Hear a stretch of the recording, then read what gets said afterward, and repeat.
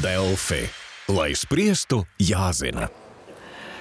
Dear viewers, more than 50 experts from different fields and countries have gathered here in Riga for today and tomorrow for Managers Conference EBIT, and Delfi Bizness is very happy to be part of it. As we will be interviewing some of the key speakers. And here at the moment I have been joined by Kevins Kellijs, who is co-founder and editor of the Wired magazine, and also a well-known futurist and one of the top minds, I guess, when it comes to technology and what the future will bring for us in terms of that. So happy to have you here. It's my pleasure. Thank you.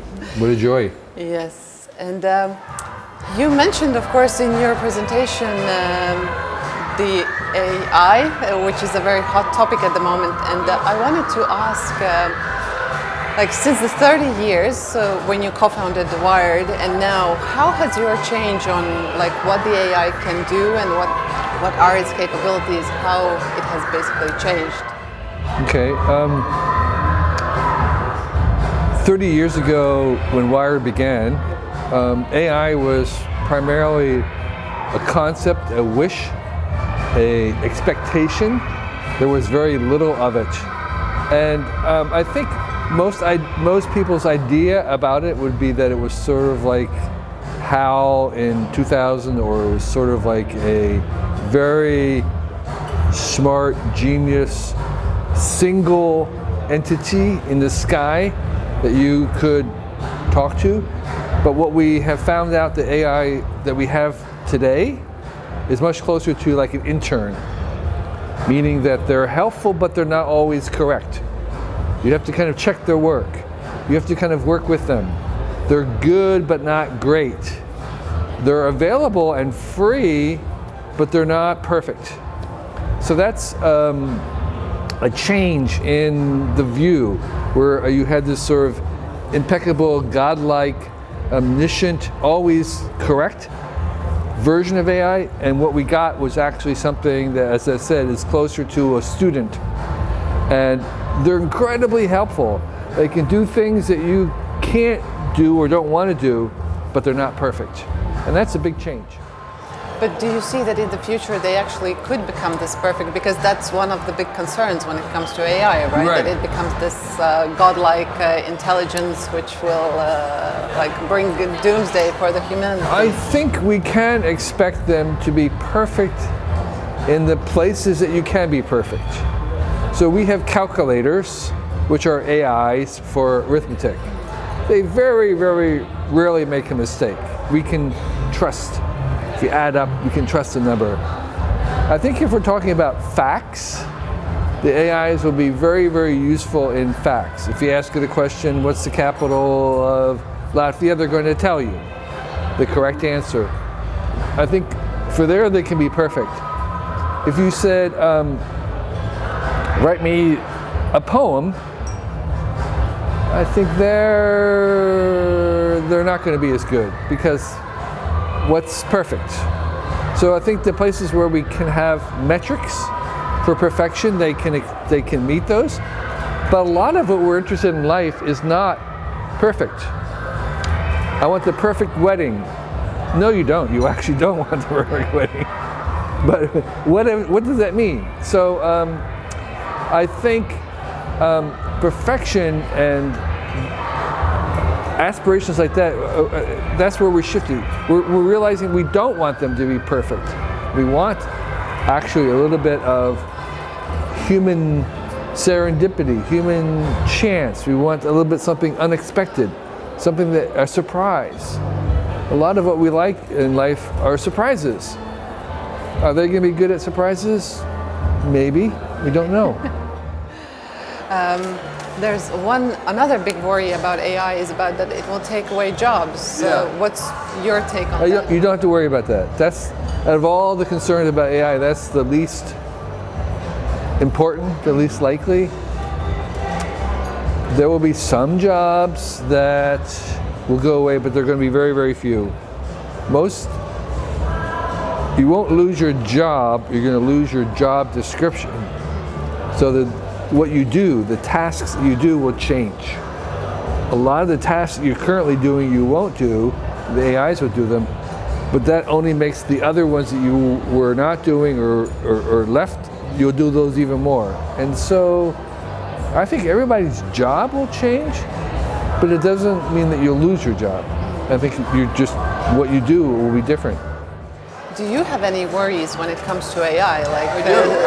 What keeps you at night? I think the role of AI, if we weaponize it, weaponizing in what sense? Well, if we were starting to use it to do wars, like cyber conflict, like sending an AI into a country's networks to take down all the hospitals or all the banks.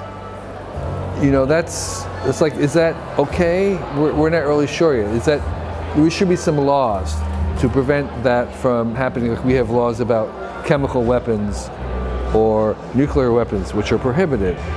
And so there may be that, you know, that's just, and AI in cyber conflict is very hard to track. It's very nebulous. It's by definition something that can be hidden. So we worry about the degree to which AI could be infiltrated into having conflict, maybe even conflict that was much more physical. That's something that we don't have an agreement on about what we accept and don't accept. Well, in Europe, there is actually this idea that the AI will be regulated, and one of the levels is that, well, there are several levels, but basically the one being that you know simply that you are interacting with the machine, but then the idea is to prohibit AI being used for like harmful actions and whenever discrimination could be involved. I think regulation is necessary for technologies, but what we don't want is premature regulation. We don't want it to come now. It's too soon. We don't know. Too soon. We don't know what it is. We don't know what its harms are. A lot of the regulation is about imaginary harm. We're kind of it's like employment. So far, nobody's lost their job to AI. All right, nobody. Or maybe one. I don't know. Very, very, very few. Maybe 25 people have lost their jobs to AI. So the regulation about job loss is imaginary. There hasn't been that. So that's what we don't want. We don't want regulations about what we could imagine happening, because I think they probably won't happen. But then on the other hand, don't we run the risk that, AI will be weaponized at this moment while there isn't the regulation? Right, and that's probably what will happen. Is it will probably take some event, something we can point to say, okay, we need to regulate this. So you know, a lot of the regulations happen at a national level.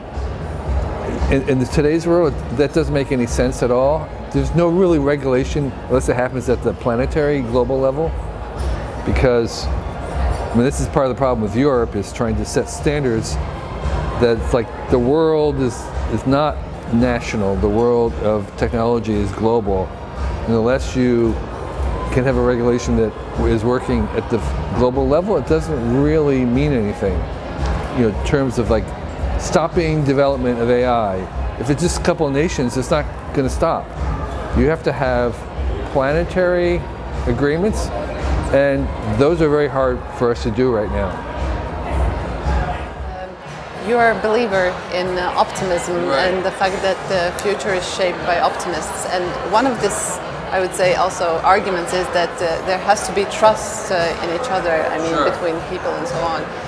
But then on the other hand, we see in polls and like what's happening in the US, but also elsewhere or around in Europe, that the trust is diminishing. Maybe not between humans, but when it comes to like institutions, technology, and also the same trust in AI.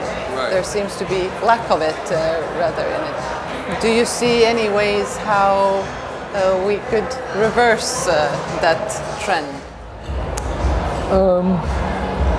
I think it's a real trend, it's a real issue, it's a real concern. There may be ways that technology can help regain our trust. I'm not sure I'm not sure that this is a technology-driven issue, and so I'm not sure how much technology can help it. I think I think we're at a moment where we are asking the question is, how do we trust if something is true or not true? What kind of evidence do we need to be confident? And we've never really had to ask that question before. We don't really have good answers. So I think part of what we're undergoing is developing better answers to that. How do we know something is true or not true? What do I need to hear to be able to believe that, to trust that? And I think talking about trust and measuring it is one way that we can get better at it. I think we never really thought about the fact that trust was so important. So that wasn't something that we articulated and taught in schools or whatever, but I think now that we understand the role that it plays, we can begin to say, well, you know, maybe there's a trust meter or a trust rating, or something that that a company can say, look, you know, you can trust us. Here's why we have the ranking. Here's the evidence about why you should trust us. Or government says the same thing. So I think we're entering into a new period where people are realizing this is valuable, and therefore it's something we can measure, and therefore we can improve. I wanted to ask you, because you've been, for some years now, you've been putting out on your blog a little bit tidbits of advice. Yes. And if you would have to give one advice to managers, or maybe just to regular people, like in order to be successful, like, what would it be? One of the things I try to emphasize is that in this kind of a world where we're all connected, where news travels very fast, innovation can spread quickly, it becomes more and more important to be different, to think differently. And the way I express it is, and this is for individuals as well as for companies, which is don't aim to be the best. Aim to be the only. Okay?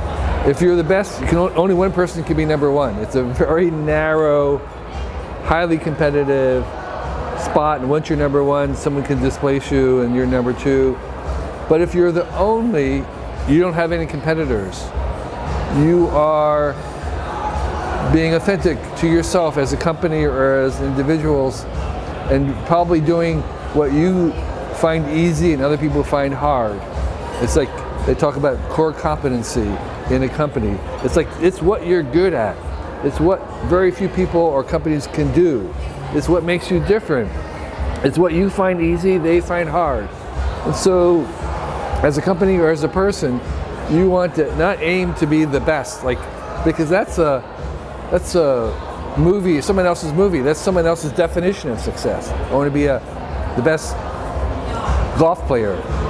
That's a very, very specific thing, and you're probably not likely to have all those right skills. But if you want to be the best prompt engineer for, you know, AI and trying to go into a new area, you're much more likely to find something that you are better at than other people aren't, that you don't have competitors. And so whether you're a startup or a big corporation, a multinational, or a person, I say aim to be the only rather than aim to be the best. Okay, perfect. Thank you so much for the conference. I really enjoyed it. It was a pleasure. Bye-bye. Thank you.